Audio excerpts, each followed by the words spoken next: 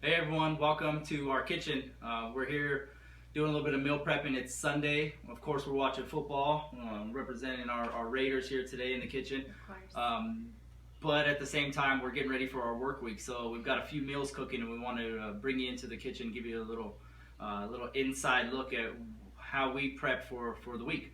So we've got really two or three meals, two meals and some broth going that we wanted to show you what this looks like in our kitchen on a Sunday. So here we got some lightly pre-boiled chicken legs that we did some work on before the video. A few things cut up. We're gonna put this meal together in a second. Over here, I have a nice pork loin that I browned and it's ready to go in the oven. I'll get that going here in the oven shortly. So in this video, we wanted you to walk away with a recipe. So just to give you some ideas of something that you can cook in your own kitchen. So today I have my wife Dulcie with us. Hello, everyone. And my daughter Maya is working the camera today, so you can't see her, but she's there, guys. Trust me. So without further ado, I'm gonna turn it over to Dulcie. She's gonna tell you how she puts together this chicken and butternut squash recipe. So like you said, we have chicken and butternut squash today. This is fairly simple to make.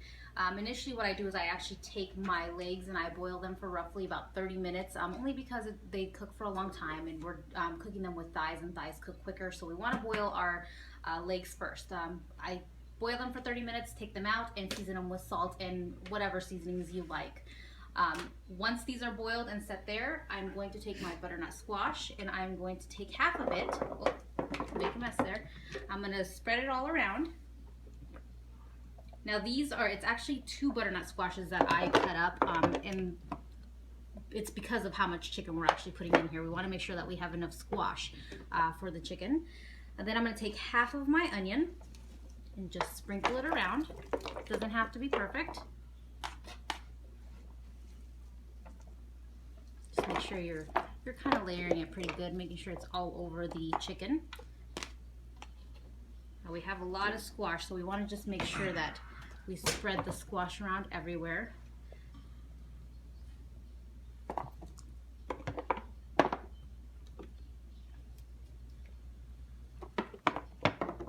Oh, there went one. Yep, there went one. Sorry, Maya.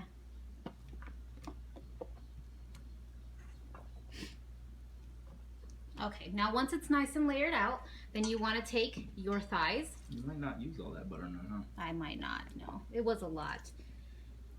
Last time I did it, the squashes were a little bit smaller, so, but it's fine. It's no big deal. Okay.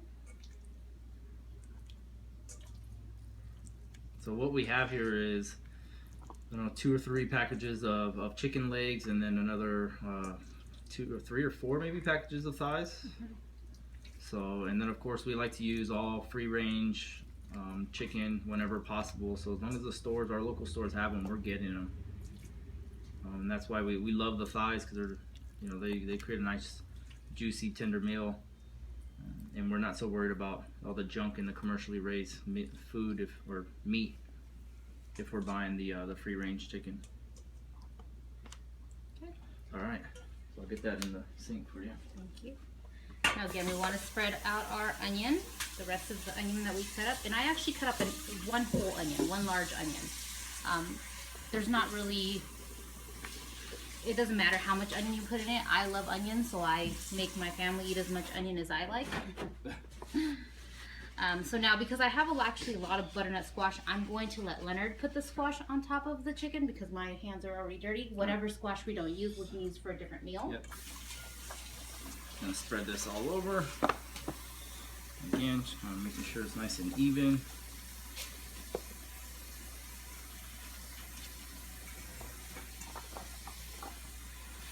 You can back out a little bit there, sissy.